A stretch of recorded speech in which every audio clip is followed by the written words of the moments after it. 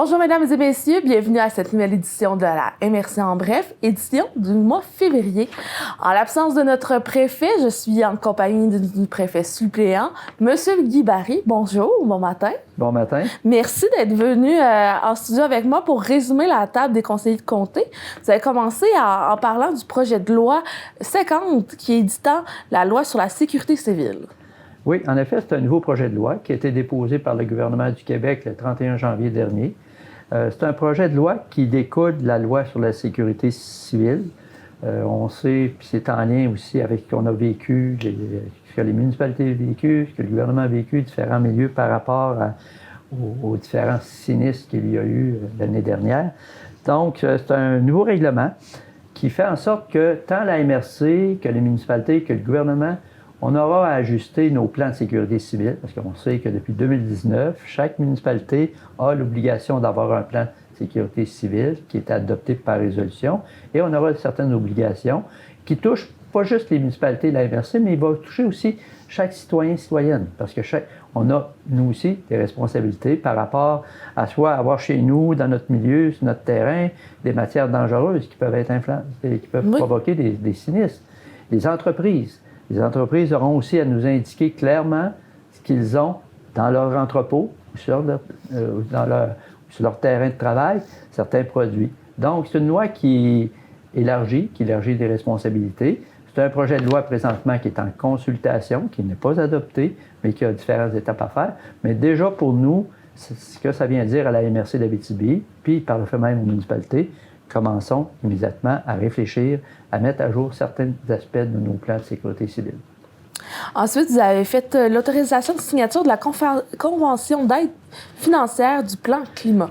Là aussi, on sait que c'est nouveau. C'est arrivé, là, le gouvernement avait annoncé, suite aux différents sinistres qu'il y a eu, les inondations, les problématiques sur les bords des cours d'eau. Même hier soir, il y avait certaines nouvelles, certains milieux qui mentionnaient des inquiétudes par rapport à ce qui se passe. Donc, c'est un nouvel programme. Donc, la MRC d'Abitibi, on a obtenu une subvention de 1 118 000 pour élaborer un plan climat qui va tenir compte là, de l'environnement, des changements climatiques. Qu'est-ce qui s'en vient chez nous? Qu'est-ce qu'on doit savoir? Comment le faire? Donc, à l'intérieur de 1 118 000, on doit se faire un plan. On a 3 ans pour établir notre plan. Et il y a un coût estimé au plan qu'on nous dit dans l'intérieur de l'enveloppe, d'avoir 350 000, mettre un plan d'intervention.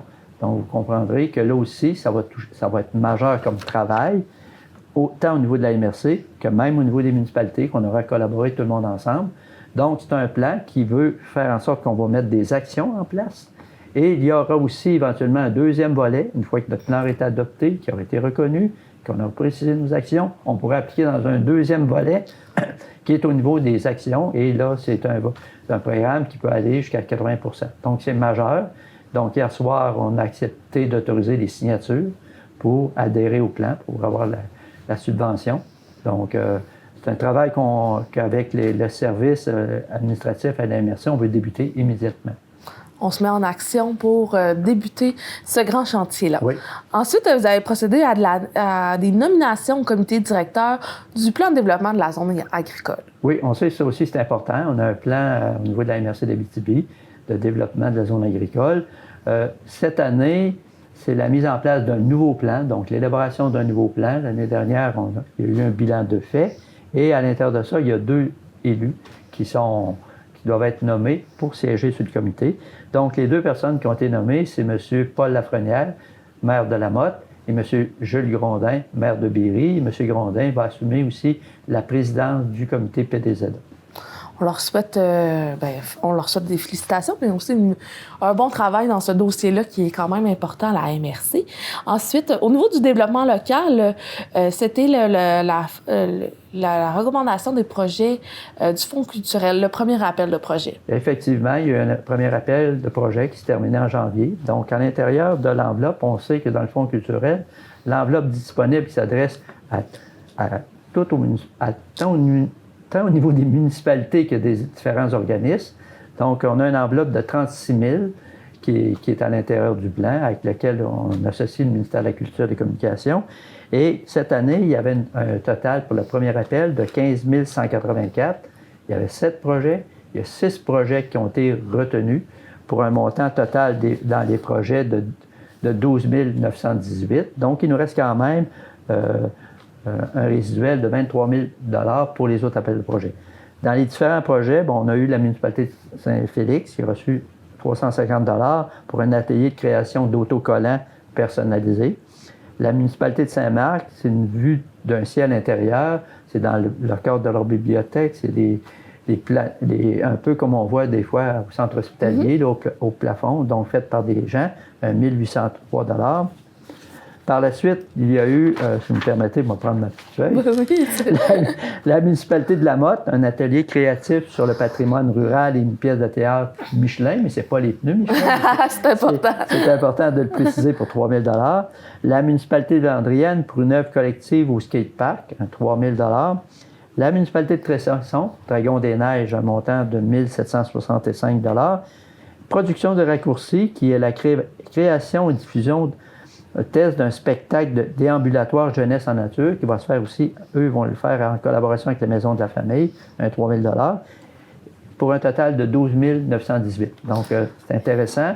On rappelle aux organismes, aux municipalités que le prochain appel de projet est le 12 avril. Donc, ils ont jusqu'à la mi-avril pour monter leur projet et le présenter. Ben oui, mais c'est intéressant de voir toute l'effervescence culturelle sur notre territoire. Puis comme vous l'avez dit, ben, les organismes sont invités à déposer leur projet encore pour le 12 avril. Et oui, ils ont un soutien aussi, s'ils veulent travailler leur projet, ils ont un soutien à la fois de Valérie Castonguay, qui est un peu l'agent de développement culturel pour l'ensemble de la MRC d'Abitibi, incluant David Damos. Donc à ce moment-là, si un organisme a besoin d'aide pour bien monter son projet, parce qu'il y a des fois la différence entre un projet retenu et un projet non retenu, c'est la question de le faire. Est-ce qu'on est à la dernière minute ou on a pris le temps de se faire accompagner? Tout à fait. Sinon, au niveau du TNO, il y a eu beaucoup de petites décisions administratives que vous avez entérinées lors de la séance. Oui, effectivement. On sait que dans le cadre du TNO, là, c'est pour le secteur de Guyenne, d'Espinacy, donc chez Chicobi. Donc, c'est la MRC qui agit un peu comme le conseil municipal, la table des conseils de comté. Donc, on a là aussi adopté certaines choses. Donc, on a quand même accepté, dans le cadre du volet 4, là, qui est le Fonds Région Ruralité pour le secteur, il y avait un projet d'amélioration du parc du secteur TNO-Chicobi, plus particulièrement à Guyenne, il me semble de mémoire. Donc, on a autorisé un 70 000 pour faire l'ensemble du financement, parce que c'est un projet de 600 quelques mille, mais eux, il était convenu à l'intérieur de la TEC qu'ils mettaient un montant de 70 000.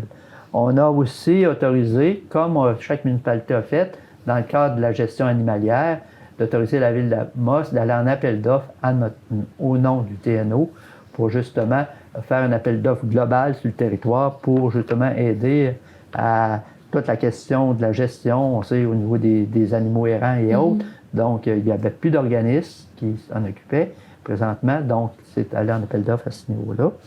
On a aussi été les constats d'infraction, toujours au niveau du TNO, par rapport aux constats d'infraction, par rapport au fait que quand il y a un constat d'infraction émis par la Sûreté du Québec et qu'il y a contestation devant un juge, donc on doit être représenté, donc ça prend un avocat. Donc à ce moment-là, on s'est regroupé, ville et l'ensemble des municipalités rurales du territoire de la MRC d'Abitibi. Donc pour le TNO, c'est une autorisation à la ville d'aller en appel d'offres.